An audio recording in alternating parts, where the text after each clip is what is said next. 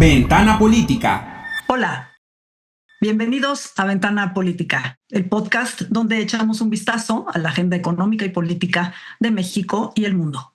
Yo soy Verónica Ortiz y en este episodio analizaremos el futuro del acuerdo comercial más importante de Norteamérica, el TEMEC. Pese a que este tratado entre México, Estados Unidos y Canadá tiene en principio vigencia hasta el 2036, este 1 de julio tendremos una cita acordada para una revisión que llega en medio de un tenso clima político y económico. La imposición unilateral de aranceles por parte de Estados Unidos, diferencias y denuncias por temas regulatorios, por leyes aduanales, por incumplimiento de compromisos, entre otros varios temas. Todo ello también en medio de una retórica muy agresiva del gobierno del presidente Donald Trump hacia México y aún más hacia Canadá. El proceso es inédito, es complejo y pone sobre la mesa varios escenarios con diferentes resultados que el día de hoy vamos a desglosar. Para analizar este tema me acompaña Diego Marroquín. Él es internacionalista e investigador del Programa para las Américas del CSIS, el Centro de Estudios Estratégicos e Internacionales basado en Washington, y un especialista en Norteamérica y las relaciones comerciales entre México y Canadá y México y Estados Unidos. Querido Diego, bienvenido. Gracias por estar aquí en Ventana Política. Qué gusto verte. Y yo muy contento de platicar contigo. Oye, pues decía yo que la verdad es que se acerca para estos tres países no solo el Mundial de Fútbol, Diego, sino que se nos acerca esta fecha, que es un proceso inédito, a diferencia del primer tratado, del original, del que se llamaba NAFTA o TLC o Telecan. En esta ocasión, el TEMEC tiene, digamos, una fecha de revisión y una fecha posible de caducidad, cosa que no se preveía anteriormente. El 18 de marzo, México y Estados Unidos lanzaron oficialmente o iniciaron oficialmente el proceso de revisión de manera bilateral, dejando fuera a Canadá al menos por el momento. ¿Dónde estamos en el proceso? Querría empezar preguntándote y obviamente, ¿qué podemos esperar para julio? Es una muy buena pregunta. Yo empezaré diciendo que esto es otro partido más que va a jugar México. Es un año de mundial, pero también, como dices, esto es un año de revisión del TEMEC. Y esta negociación es más importante para el país que llegar al quinto partido. Sin duda. Tenemos un tratado comercial que ha sido muy exitoso para los tres países, pero particularmente para México.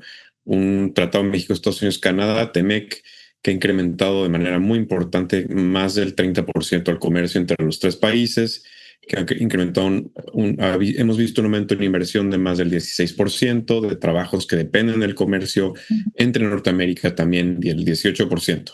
Millones, ¿no? De trabajos. Millones de trabajos, aproximadamente 16 millones de trabajos. 16 millones ya, sí. Uh-huh. Sí, perdón, el NAFTA tenía 6 millones. Uh-huh. Eso no quiere decir que va a ser un proceso fácil, a pesar de dar resultados en un contexto geopolítico muy complejo, porque tuvimos la pandemia, tuvimos el principio de la guerra comercial entre Estados Unidos y China en el 2018. No podemos tener, creo que el punto aquí más importante es que no hay ninguna negociación que se da en el vacío, es decir, que no va a ser afectada por factores políticos y factores geopolíticos internos y geopolíticos en materia internacional. Y ese es el punto en el que estamos ahora. A pesar de ser un tratado exitoso, tenemos un gobierno de Estados Unidos diferente que va a buscar rebalancear las concesiones del tratado actual para que beneficie más a Estados Unidos. Es decir, inclinar la cancha a favor de Estados Unidos, a pesar de que eso genere costos en México y en Canadá. Y creo incluso que siendo el mismo presidente Trump el que firmó el TEMEC, ¿no? Es correcto. Pero este Trump en su segunda versión, digamos que tiene una agenda mucho más agresiva de la que pudo haber tenido, ¿no? Cuando firmó el TEMEC. Y ese es el punto más importante, porque el presidente Trump no quiso que en la renegociación del Telecan al NAFTA, del Telecan al TEMEC, el tratado no tuviera fecha de expiración. Al ponerle una fecha de revisión y una fecha de expiración, lo que buscaba la administración de Trump 1.0 era tener siempre la forma de presionar a México y a Canadá y de exigir cosas con tal de mantener los beneficios del tratado. Y por eso nos encontramos en este momento tan complejo. Exacto. Déjame preguntarte porque hay como cierta confusión. Este 1 de julio no quiere decir que se acabe el tratado, no quiere decir que incluso se tenga que, digamos, llegar a un resultado específico en la negociación. ¿Qué es lo que puede pasar? ¿Cuáles son los escenarios que se pueden dar el 1 de julio? El 1 de julio es la fecha de revisión del TEMEC. En el mejor de los casos, vamos a tener al presidente Trump, la presidenta Sheinbaum y al primer ministro Mark Carney se sientan en la mesa y dicen, esto es lo que ha hecho el tratado en los últimos 6 años, ¿estamos de acuerdo en extender los beneficios del tratado? Si la respuesta es sí, se extienden los beneficios del tratado otros 16 años. Si alguno de los tres dice no, empieza un proceso de revisiones anuales. Es más, Sí. he hablado un poco del tema como un reloj de arena. Justo tengo uno aquí. El 1 de julio es la oportunidad para darle la vuelta al reloj y que siga bien. O sea, siempre y cuando haya movimiento en un reloj de arena, los beneficios del tratado continúan. Es decir, hay cláusulas para facilitar el comercio, para facilitar la inversión, en algunos casos hasta para facilitar la movilidad de trabajadores entre los tres países. El 1 de julio es nuestra primera oportunidad para resetear el reloj y que los beneficios continúen. Si la revisión no es exitosa, el tratado sigue, pero puede seguir máximo hasta 2036. Exacto, el 2036. Exacto. Ahí sí habría una fecha de expiración, digamos. Esa es la fecha de expiración que tenemos por el momento. Exacto. Ahora, si se resetea este reloj de arena, y que me parece muy gráfica la imagen, y continuamos en el tratado, hay de todas formas, digamos, como el escenario óptimo o a lo mejor el subóptimo, ¿no? Es decir, puede ser que estemos, digamos, en el entendido de que nos está ayudando a los tres países y haya pocos temas en fricción, o puede ser, como decías tú, que pues no haya un acuerdo muy claro o sigan digamos, los reclamos de los países que no se hayan subsanado, ¿no? por los otros participantes, y entonces nos vamos a este escenario de revisiones anuales. Tú has hecho inclusive una tabla de de las probabilidades de estos escenarios, dejando entonces fuera el que se acabe completamente y quizá el que pasemos, aprobemos y tengamos la palomita, ¿no? Para otros 16 años más. ¿Cuál es el que crees más factible de esos escenarios intermedios? Sí, y de hecho tengo una versión en español, te la voy a mandar si la podemos poner. Ah, claro, y la ponemos, sí, por supuesto. Hay varios escenarios posibles, como dices tú, desde el mejor escenario posible, el escenario ideal, que significaría que el 1 de julio le damos la vuelta al reloj, se extiende de manera inmediata el tratado. Yo creo que eso es poco probable porque el proceso de revisión, como dices tú, empezó tarde. Debimos haber empezado a tener estas conversaciones en enero. Empezaron en marzo, 18 de marzo, bilateralmente, es decir, Canadá no está sentado en la mesa. Yo creo que los escenarios más posibles, todos son subóptimos. El escenario más óptimo, yo creo que es poco probable, pero no es imposible. Los escenarios más posibles, por ejemplo, serían las revisiones anuales o lo que yo llamo una revisión dolorosa. Dolorosa en el sentido de que puede ser larga y entre más larga es esta duración, pues más incertidumbre hay sobre la inversión. Puede ser doloroso también porque México tendrá que ceder en ciertas cosas, Canadá tendrá que ceder en ciertas cosas. Ahí está el dolor, pero eso no significa que los tres países al final logren modernizar el tratado o incluir cierto lenguaje nuevo en el tratado que siga siendo igual de exitoso de lo que ha sido de aquí hasta ahora. Esos son los dos escenarios más posibles. Que lleguemos el 1 de julio y que no haya consenso entre México, Estados Unidos y Canadá para extender, entonces nos vamos a un proceso de negociación un poquito más largo. Hay otros escenarios que yo creo que son menos posibles, pero también hay que tenerlos en consideración. Considerados, sí. Por ejemplo, el presidente Trump ha amenazado varias veces con que Estados Unidos estaría dispuesto a tener no un tratado con los tres países al mismo tiempo, sino un tratado separado con Canadá, un tratado separado con México. Es poco probable, pero es posible. Es poco probable porque sería costosísimo para Estados Unidos. Es un año electoral. Claro. Yo creo que a pesar de que no se dice públicamente, hay un reconocimiento tácito de que Estados Unidos no puede combatir la inflación si no lo hace, si no tiene acceso al mercado mexicano, es decir, que los mexicanos le compren a Estados Unidos productos agrícolas, por ejemplo, pero también sin las exportaciones mexicanas a Estados Unidos, sin todo lo que México exporta a Estados Unidos y del mismo lado de Canadá. Por eso creo que es poco probable. Y luego hay otro escenario, que es el que platicamos al principio, es que no logramos consenso durante 10 años y entonces el tratado expira. Ese es el menos probable, pues porque es el que tomaría más tiempo y yo creo que en 10 años, dado lo importante que ha sido este tratado y dado los resultados que ha tenido, pues es poco probable que lo dejemos expirar y que se acabe la arena del reloj. Tú decías algo muy importante, que aunque no se reconozca, porque evidentemente en Estados Unidos hay esta, sobre todo en la parte gubernamental, ¿no? Esta idea como de minimizar, ¿no?, el valor que ha tenido el tratado, minimizar el hecho de que México no solo se ha convertido, sino que ya reiteradamente no solo es el primer exportador, sino también el primer importador y consumidor de los productos estadounidenses. Aunque no se reconozca eso, a nivel Congreso, a nivel iniciativa privada, es decir, ¿no?, el sector privado, ¿crees que es suficiente la evidencia para que en todo caso se modere, digamos, estas amenazas más rupturistas, ¿no?, más disruptivas de Trump? Sí y no. La diferencia de este proceso es que la decisión para extender o no los beneficios del TEMEC va a recaer en una sola persona que ocupa la Casa Blanca. Sí. A pesar de que la realidad económica nos dice lo que nos dice, que 34 estados en Estados Unidos tienen a México como su principal socio comercial, ya sea primero, segundo, tercer lugar. Sí. De nuevo, que existe este reconocimiento de que sin México y sin Canadá no se puede combatir la inflación. Que con una sociedad estable con México y con Canadá, Estados Unidos es más fuerte en un, de nuevo, contexto global súper inestable con lo que está pasando en Irán, Venezuela, Cuba, Ucrania. Estados Unidos necesita que su vecindario más cercano crezca, esté estable. Y a pesar de que esa es la realidad, es difícil. Para ser competitivo frente a China, ¿no? Es decir, claro, que esa es otra cosa que no se reconoce de manera pública. Exacto.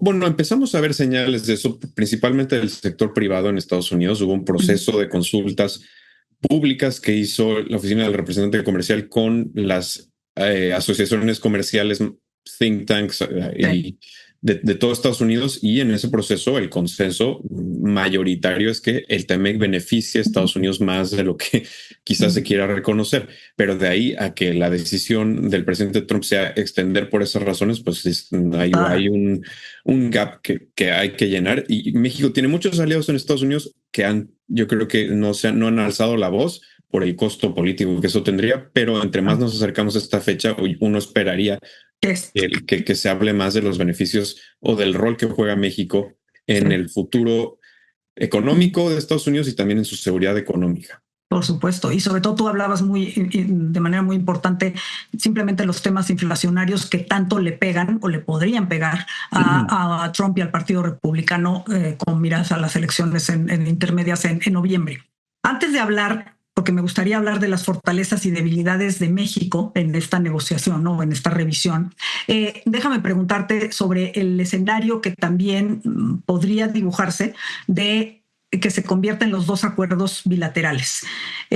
Ahí, ¿crees que, digamos, eso significaría el fin de la integración regional o podríamos vivir con eso, dadas las diferencias en estrategia que estamos viendo entre el gobierno de Canadá y el gobierno mexicano frente a las posiciones, ¿no?, agresivas, ¿no?, y disruptivas de Donald Trump? Yo creo que la amenaza de negociar tratados bilaterales con los países es una estrategia, es una táctica de la administración de Trump para forzar negociaciones. Lo que ellos, el modus operandi es: te siento, te pido algo extremo, tú me ofreces algo no tan extremo, entonces yo lo puedo reclamar como una victoria y te vas al siguiente tema.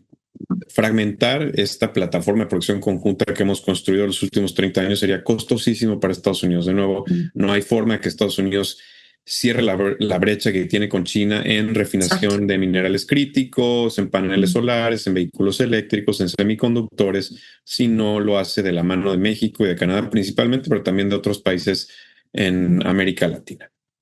Sería muy costoso, generaría, mucha incertidumbre, generaría muchas fricciones en inversión y comercio a nivel regional que de nuevo nos harían menos competitivos. Claro. Oye, y déjame preguntarte también, porque hay un escenario en el que estamos, que muchos dicen inclusive, bueno, la verdad es que el tratado prácticamente se dejó en desuso con la imposición unilateral de aranceles. Es decir, pues sí, va en contra del espíritu justo de los acuerdos comerciales. Ahora, a mí me parece, y quiero preguntarte, que ese es un arma que la administración Trump no va a soltar, inclusive después de que la Corte en Estados Unidos, el Poder Judicial, digamos, le tumbó esa facultad que estaba aduciendo el gobierno de Estados Unidos bajo una ley de emergencia económica, ¿no? De que tenía entonces las Sí. facultades de imponerlas. Los aranceles llegaron para quedarse, o por lo menos con la administración Trump, y van a seguir, y digamos, independientemente de si acordamos seguir con el tratado y demás. Sí, los aranceles son la piedra angular de la política exterior y política económica de la administración de Trump. El hecho de que la Suprema Corte de Estados Unidos haya declarado ilegales los aranceles de emergencia económica no significa que, nunca significó que Estados Unidos iba a dejar de Sí. usar los aranceles O que se quedara sin opciones, ¿no? como su vehículo preferido para, Uh-huh. de nuevo, hacer que otros países se alineen en ciertas políticas que ellos quieren, principalmente con respecto de China. La única diferencia es que México no es Guatemala y Canadá no es Italia. Tiene una relación muy especial con Estados Unidos, en donde las cosas que México y Canadá exportan a Estados Unidos tienen mucho contenido de Estados Unidos. Es decir, si México exporta un motor a Estados Unidos, una parte importante de ese motor en manufacturas es casi el 74% de lo que México exporta en manufacturas a Estados Unidos tiene contenido de Estados Unidos. Es decir, si Estados Unidos le pone aranceles a México, le está poniendo aranceles también a sus propios trabajadores. Y creo que esa es la principal herramienta que tienen México y Canadá en este tema. No creo que los aranceles se eliminen. Me atrevería a decir que el hecho de que siga habiendo aranceles en contra de México y Canadá hace que Canadá no quiera sentarse en la mesa a negociar con Exacto. Estados Unidos en este momento. Pero dado el rol diferente que tienen estos dos países, yo creo que va a tarde o temprano tiene que haber alguna flexibilidad por parte de Estados Unidos. Quizás si no es para eliminarlos completamente, los aranceles, por ejemplo, de seguridad económica en acero, en aluminio, sí para reducirlos, reconociendo el papel que estos dos países juegan para la economía estadounidense. Déjame preguntarte ahora sobre la negociación, digamos, diferenciada entre Canadá y Estados Unidos. Tú lo has escrito mientras Canadá está tratando como de no romper con Estados Unidos, pero sí diversificarse. Clarísimamente ha sido la estrategia del primer ministro Carney, que ¿no? Lleva un récord de acuerdos comerciales firmados precisamente en esta idea de desvincularse o dejar de depender, ¿no? Tanto de la economía norteamericana. México no tiene, digamos, todas esas opciones a su disposición. México ha optado quizá al revés, ¿no? A cooperar más para salvaguardar el tratado que nos es indispensable. Esta diferencia en las estrategias puede hacer que al final México y Canadá no nos encontremos. No creo, la verdad. Canadá, ya lo vimos una vez, Canadá no fue parte de las negociaciones, de la modernización del Telecanal Temec, no estuvieron sentados en la mesa, igual que no están sentados ahora, y se subieron al final sabiendo que México y Estados Unidos estaban haciendo mucho progreso y que si Canadá no se subía en ese momento no iba a formar parte del Temec. Sí es cierto que la estrategia de Canadá está poniendo más capital humano y está invirtiendo más en diversificar su matriz de exportaciones, pero creo que también los negociadores canadienses reconocen que no se pueden escapar de la geografía, que su principal mercado sigue estando al sur, pero lo que ellos quieren es reducir el potencial de, como decimos aquí, es de coerción económica, de presión que tiene Estados Unidos sobre ellos.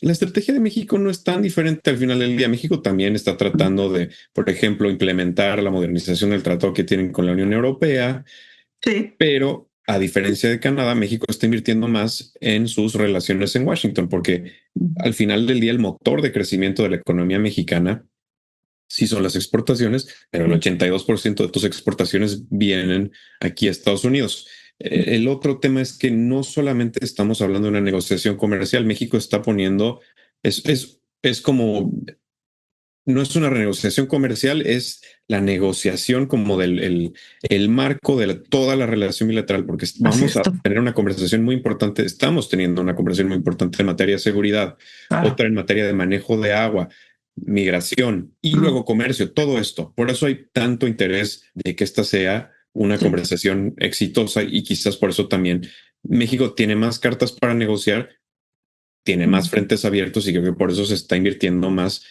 en lo que está pasando en Washington. Pero al final del día, México y Canadá reciben prácticamente el mismo trato en materia arancelaria, a pesar de tener en papel estrategias que parecen muy distintas. En realidad no son tan diferentes. Lo único que pasa es que Canadá no está negociando activamente con Estados Unidos, pero yo creo que muy pronto lo estará. Y entonces en ese momento vamos a estar de nuevo igualados. Claro. Eso es cierto y muy interesante ponerlo justo sobre la mesa.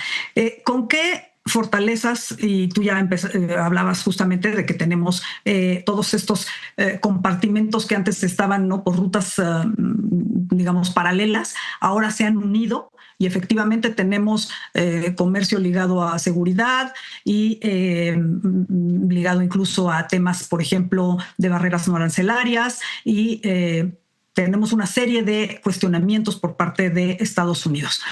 ¿Qué puede hacer México para optimizar sus fortalezas y dónde están las debilidades que tú ves para terminar con México y qué es lo que deberíamos de estar haciendo? Las fortalezas es que nosotros ya empezamos este proceso a pesar de haberlo empezado tarde. Canadá no tiene eso. Fortalezas es que llevamos ya en algunos temas desde el 2023, por ejemplo, en el tema de monitoreo de inversiones de economías de no mercado, como lo es China, entre Estados Unidos y México, existe un diálogo entre la Secretaría del Tesoro y la Secretaría en Estados Unidos y la Secretaría de Economía en México.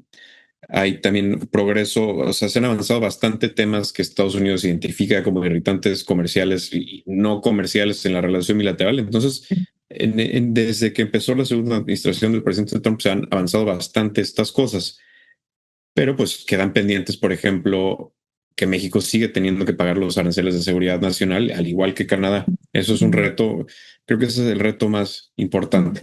Sí es cierto que México está en mejor posición relativo a otros países del mundo, pues México no está como debería estar, dado el rol que juega para la economía de Estados Unidos. Podríamos estar mucho mejor.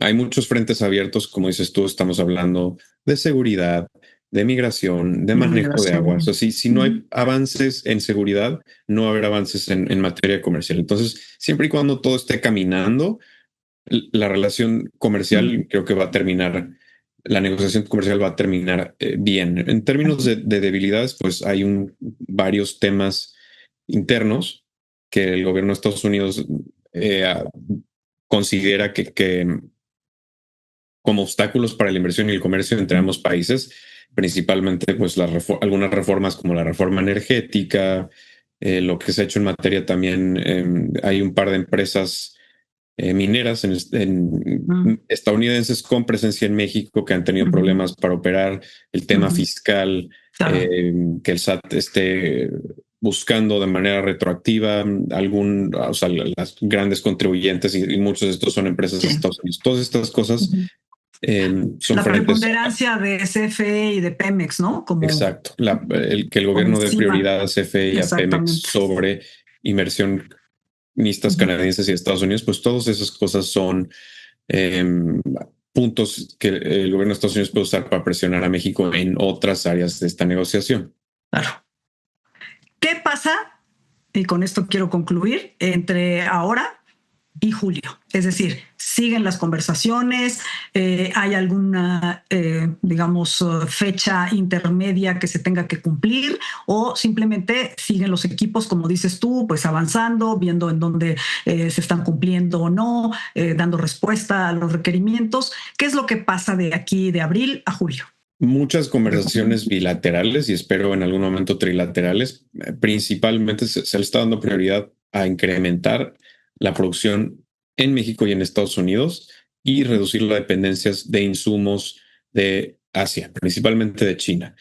Va a haber conversaciones sobre estos dos temas en particular, y luego habrá otras conversaciones de temas un poco más técnicos entre Secretaría de Economía y la oficina del representante comercial y la oficina de comercio de Estados Unidos. Ujú. Si todo sale bien, podríamos tener en julio un anuncio de que esta negociación está siendo exitosa. No creo que de nuevo en 1 de julio se anuncie la extensión, pero podríamos tener un anuncio de que vamos En en la este ruta camino. positiva. Entonces, más o menos van a ser cuartos de final o semifinales del Mundial cuando vamos a volver a escuchar de este tema. Pero ahorita son conversaciones, grupos de trabajo muy chicos entre ambos gobiernos, tratando de limpiar el camino para que haya la menor cantidad de irritantes de aquí al 1 de julio, esperando de que eso ayude a que haya un anuncio positivo y que Canadá también se sume a las conversaciones. Sin duda. Pues sí que vamos a partidos importantes y como bien decías tú, es más importante prepararnos para que para todos los que podamos llegar al quinto partido, ¿no? del Mundial, y creo que esto es un esfuerzo también por transmitir la importancia que tiene el TEMEC para la economía y pues para ¿no? las perspectivas de crecimiento que pueda tener México. Gracias, Diego, por acompañarnos en esta ocasión. Un placer. Gracias a ustedes por seguirnos y los invito a que se pongan en contacto con nosotros a través de nuestras cuentas personales. Las de Diego Marroquín en Instagram y en Twitter es @DiegoTemec y lo pueden seguir también en North America Compass en Substack, y mis cuentas en Instagram @Verónica Ortizo MX y en Twitter @Verónica Ortizo. Ahí esperamos sus preguntas, sugerencias y comentarios. Los invito también a vernos y a escucharnos a través de la plataforma de streaming de su preferencia todos los miércoles y a seguir las redes sociales del Heraldo Podcast. Hasta la próxima. Heraldo Podcast, un lugar para tus oídos.